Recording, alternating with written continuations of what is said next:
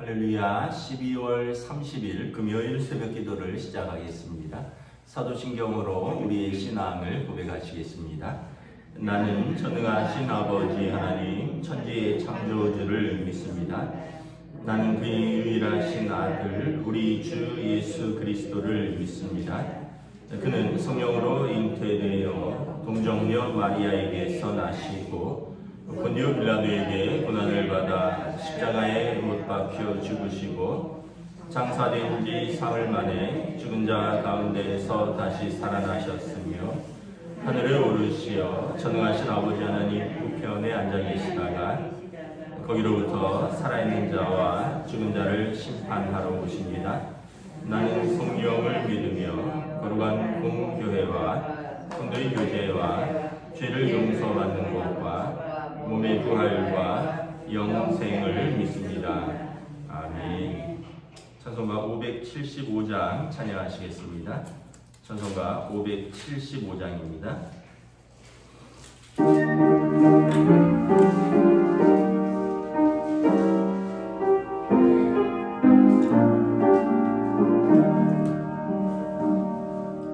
주님께 귀한 것들 젊을 때 힘나라 진리의 싸움을 할 때 열심을 다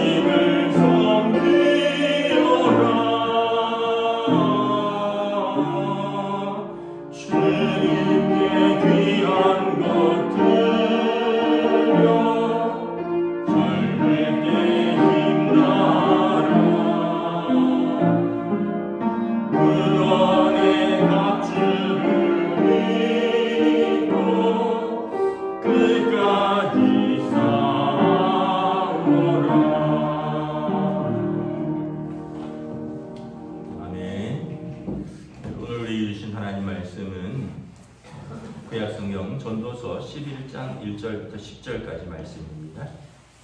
구약성경 전도서 11장 1절부터 10절까지 말씀입니다. 다 찾으신 줄 알고 저와 여러분들이 한 절씩 교도하도록 하겠습니다. 전도서 11장입니다. 너는 내 떡을 물 위에 던져라. 여러 날 후에 도로 찾으리라. 7에게나 8에게 나눠줄지어다. 무슨 재앙이 땅에 임하는지 내가 알지 못하느니라. 구름에 비가 가득하면 땅에 쏟아지며 나무가 나무로나 북으로나 쓰러지면 그 쓰러진 곳에 그냥 있으리라. 풍세를 살펴보는 자는 파종하지 못할 것이요 구름만 바라보는 자는 거두지 못하리라. 바람의 길이 어떠함과 아이 된 자의 태에서 뼈가 어떻게 자라는지를 내가 알지 못함 같이 만사를 성취하시는 하나님의 일을 내가 알지 못하느니라. 너는 아침에 씨를 뿌리고 저녁에는 손을 놓지 말라.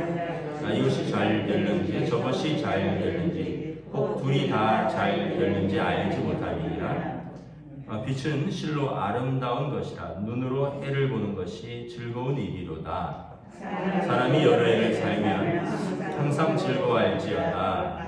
그러나 캄캄한 날들이 많으니 그 날들을 생각할지어다. 다가올 일은 다 헛되도다. 청년이여 내 어린 때를 즐거워하며 내 청년의 날들을 마음에 기뻐하여 마음에 원하는 길들과 내 눈에 보이는 대로 행하라. 그러나 하나님이 이 모든 일로 말미암아 너를 심판하실 줄 알라. 그런즉 근심이 내 마음에서 떠나게 하며 악이 내 몸에서 물러가게 하라. 어릴 때와 검은 머리의 시절이 다 헛되니라. 아멘. 할렐루야.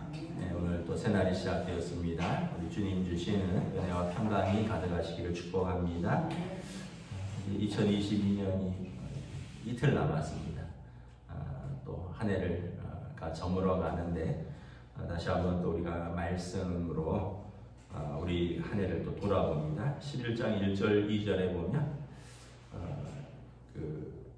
우리가 서로 좀 환대하고 자선을 베푸는 것에 대해서 말씀을 합니다. 너는 내 떡을 물 위에 던져라. 여러 날 후에 도로 찾으리라. 7에게나 8에게 나눠줄지어다. 무슨 재앙이 땅에 임하는지 내가 알지 못함이니라. 우리가 이제 구약 성경의 중요한 주제 중에 하나는 환대와 자선입니다. 아브라함도 그랬고요, 롯도 그랬고, 또 리브가도 그랬고, 또 구약 성경 율법에서 과부와 고아와 또 나그네들을 돌보라.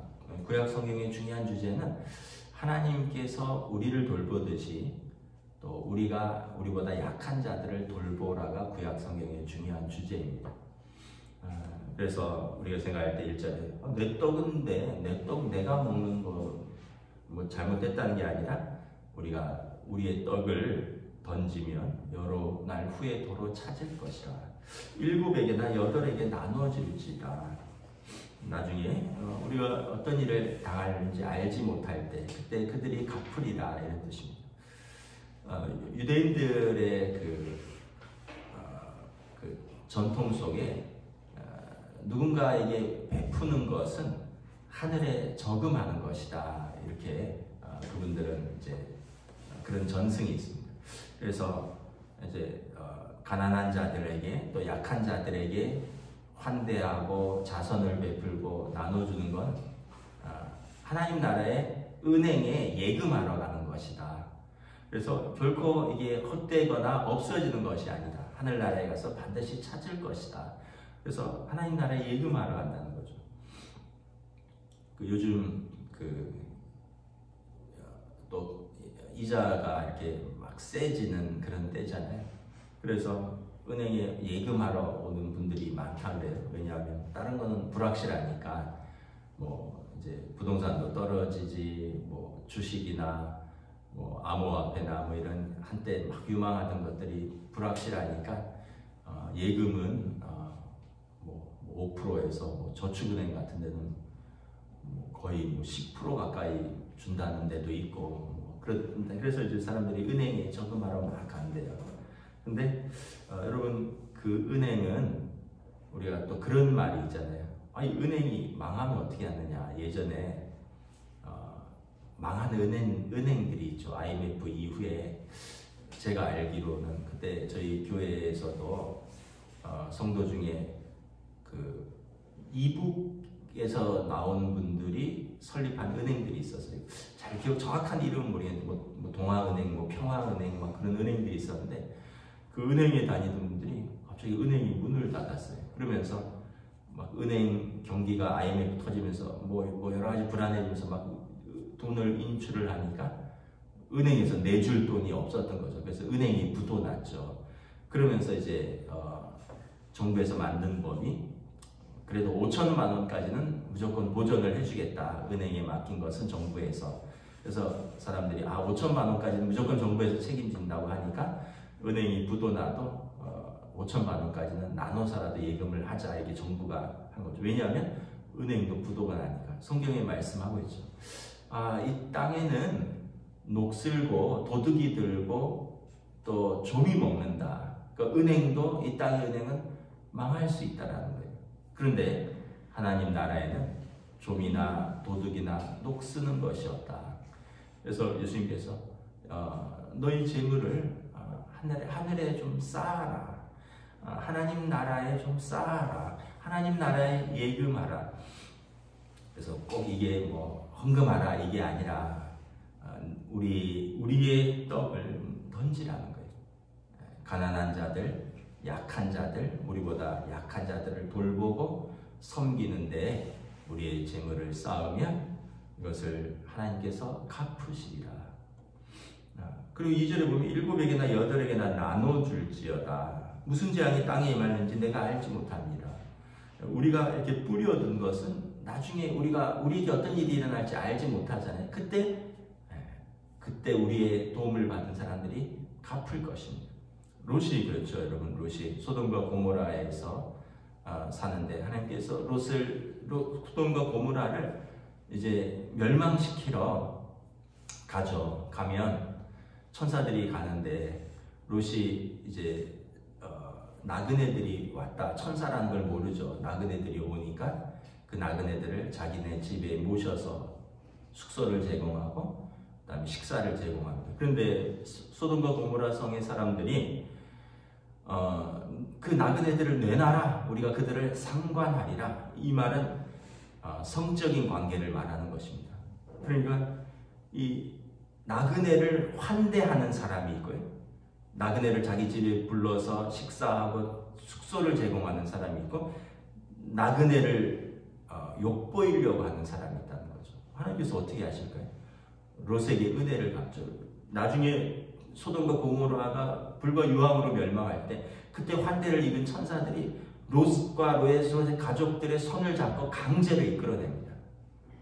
그에게 살 길을 허락하는 거죠. 물론 성경에는 이제 하나님께서 심판하실 때 아브라함을 생각하사 롯을 구원하였노라. 그런데 분명히 아브라함이 말합니다. 그 성에 의인과 악인이 함께 있는데 의인을 악인과 함께 멸하는 것이 합당합니까? 롯은 의인이라는 거죠.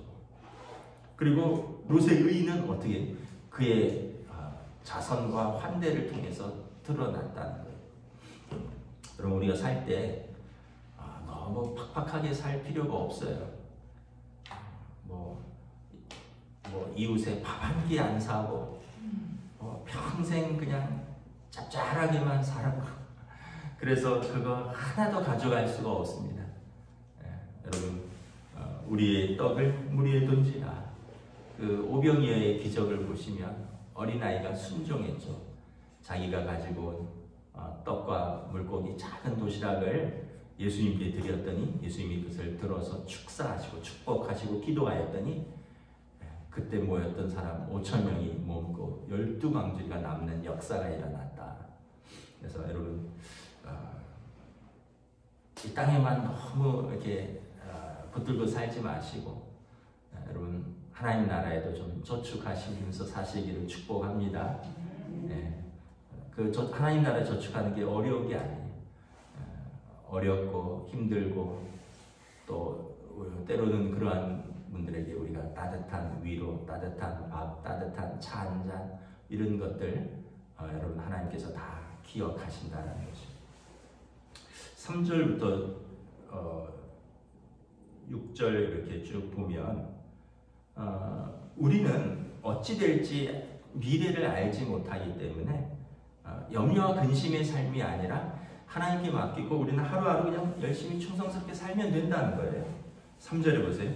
구름에 비가 가득하면 땅에 쏟아질 것이고 그때 나무가 남이나 북으로나 쓰러지면 쓰러진 곳에 있으리라. 우리가 비가 언제 올지 나무가 남쪽으로 쓰러질지 북쪽으로 쓰러질지 알지 못한다는 거예요. 풍세를 살펴보는 자는 파종하지 못할 것이요 구름만 바라보는 자는 거두지 못하리라.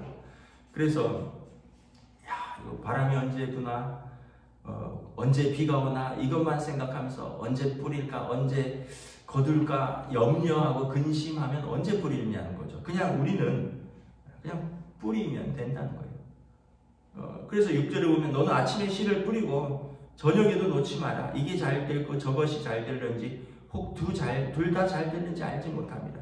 이거 살피고 저거 계산하고 그러면서 아이고 이거 못하겠네, 아이고 저거 못하겠네, 아이고 이거 해야겠네 이렇게 해봤자 이게 잘 될지 저게 잘 될지 둘 다 잘 될지 둘 다 잘 안 될지 우리가 다 알지 못한다는 거예요. 염려와 근심으로 여러 가지 계산하고 복잡하게 살지 말고 하나님께 맡기고 우리는 그냥 우리가 할 일을 하라는 거예요. 5절에 보세요. 바람의 길이 어떠함과 아이 벤 자의 태에서 뼈가 어떻게 자라는지 내가 알지 못함 같이 만사를 성취하시는 하나님의 일을 내가 알지 못하리라. 여러분 바람이 어디서 불며 어디서 가는지 우리가 어찌 알겠습니까? 여러분 아이 뼈가 어떻게 자라는지 물론 요즘 초음파 본다고 하지만 아이가 뱃속에서 태어나서 이 아이가 남자아이가 되는지 여자아이가 되는지 이 아이가 나중에 커서 키가 클는지 키가 작을는지 머리가 좋을는지 머리가 좀 부족할는지 인물이 좀 잘날는지 좀 안 생겼을지 그런 거 우리가 다 모르잖아요. 그냥 우리는 하나님께 맡기고 아이가 생기면 또 아이 키우는 거고요. 또 우리는 뿌릴 때 되면 뿌리는 것이다. 그래서 염려와 근심으로 사는 삶이 아니라 우리에게 주어진 일을 하나님께서 내게 주신 것으로 믿고 받고 오늘을 믿음으로 살면 된다는 거예요.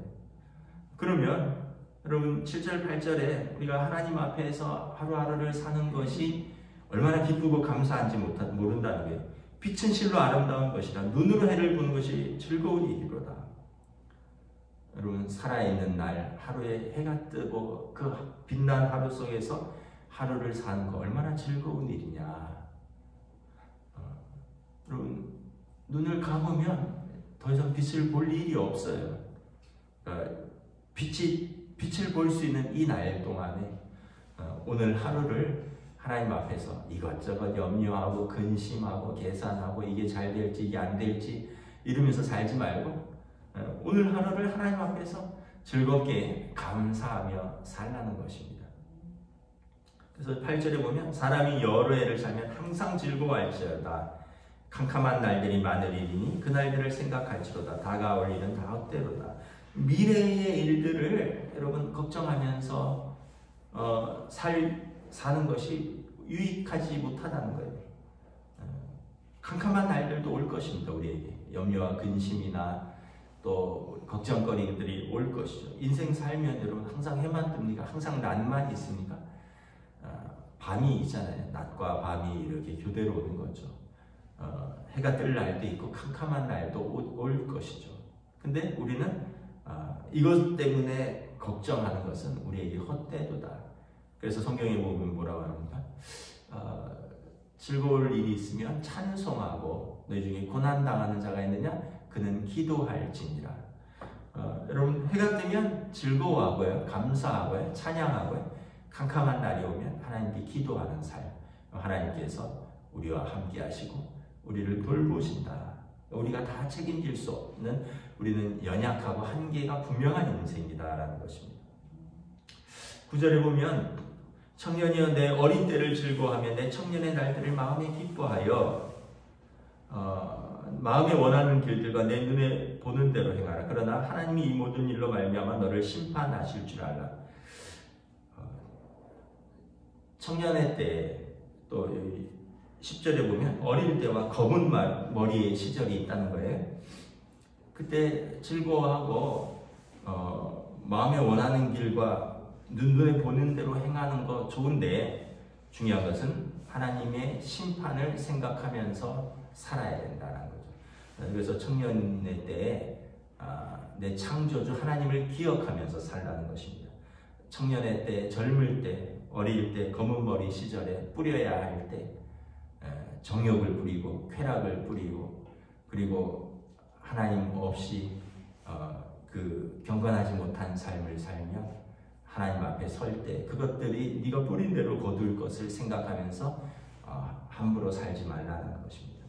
그러므로 우리는 항상 우리에게 주어진 시절에서 감사하고 또 기뻐하며 은혜로 살면 되는 것입니다. 청년이면 청년의 때에 청년에게 주어진 삶을 기쁨과 감사와 믿음으로 하나님 앞에서 살고 또 노년이면 노년의 때에 하나님 앞에서 주어진 그 소명의 삶을 믿음으로 살고 감사함으로 살고 은혜로 살면 되는 것이죠. 청년의 때 노년을 걱정하고 노년의 때에는 청년의 때를 후회하고 그러면 무슨 유익이 있겠느냐. 그래서 오늘 하루를 여러분 은혜로 늘 자주 말씀드리지만 오늘 하루를 은혜로 살고 믿음으로 살고 감사하고 살고 그리고 더불어서 살고 우리 가족들을 잘 돌보고 또 성도들 간에 또 서로 은혜와 믿음의 교제 가운데 살고 그리고 또 때로는 하나님 앞에서 또 이웃 앞에서 우리가 서로를 돌아보며 믿음으로 살면 하나님께서 우리의 삶을 돌보신다 말씀을 하는 것입니다. 말씀을 마치도록 하겠습니다. 여러분 내일 해가 뜨는 건 분명한데 내일 우리가 눈을 뜰지는 알 수 없죠. 제가 이렇게 말씀드려서 죄송하지만 그건 젊거나 늙거나 문제가 아니라 우리가 그러므로 오늘 살아있을 때 우리가 오늘 해를 볼 때 오늘 빛을 볼 때 오늘 감사하고 오늘 나누고 오늘 돌보고 오늘 사랑하고 오늘 씨를 뿌리면 되는 것입니다. 내일 거둘지 못 거둘지 생각하지 말고 오늘 할 일을 하라. 이것이 즐거움이라. 이것이 은혜의 삶이다 말씀하는 것입니다. 여러분 2022년 이틀 남았는데 올해가 이틀 남고 내년부터 이런 거 생각하지 말고 오늘 우리의 할 일을 오늘 할 수 있기를 우리 주님의 이름으로 축복합니다. 기도하겠습니다. 하나님 은혜를 감사합니다. 우리 인생 돌아보면 정말 바람이 어디서 불며 어디로 가는지 알지 못합니다. 또 우리의 젊을 때 우리의 계획과 우리의 생각이 또 우리의 목표와 우리의 계획들이 어떻게 이루어지는지 오늘 말씀처럼 하나가 잘 되는지 또 다른 하나가 잘 되는지 또 둘 다 잘 되는지 우리는 알지 못합니다. 그러나 우리는 하나님을 신뢰하고 우리를 사랑하시고 우리를 돌보시는 하나님께서 우리 아버지 되시니 하나님을 신뢰하고 하나님의 말씀에 따라 오늘 충성되이 우리에게 주어진 삶에서 씨를 뿌립니다. 또한 우리에게 주어진 사람들을 사랑합니다. 또한 우리에게 주어진 것들을 나눕니다. 또한 우리에게 주어진 이 감사를 기뻐하고 감사하고 믿음으로 응답합니다. 그러나 하나님 없는 사람들은 그들은 젊을 때 심판의 때를 생각하지 않고 또한 염려와 근심으로 자기의 삶을 허비하며 인생에서 감사를 잃어버릴 때들이 있습니다. 그러나 지혜자는 또 성도는 하나님 앞에서 하나님이 주어진 우리의 하루하루를 하나님께서 책임지시고 인도하실 줄을 믿고 오늘 하루를 믿음으로 살며 오늘 하루를 은혜와 감사로 살며 오늘 하루를 사랑과 충성으로 사는 삶이라 말씀하고 있으니 오늘도 우리에게 이러한 삶을 허락하여 주시고 성령님 인도하여 주시옵소서. 감사를 드리오며 우리 주 예수 그리스도 이름으로 기도드리옵나이다. 아멘. 하늘에 계신 우리 아버지의 이름을 거룩하게 하시며 아버지의 나라가 오게 하시며 아버지의 뜻이 하늘에서와 같이 땅에서도 이루어지게 하소서. 오늘 우리 일용할 양식을 주시고 우리가 우리에게 잘못한 사람을 용서하여 준 것 같이 우리 죄를 용서하여 주시고 우리를 시험에 빠지지 않게 하시고 악에서 구하소서. 나라와 권능과 영광이 영원히 아버지의 것입니다. 아멘.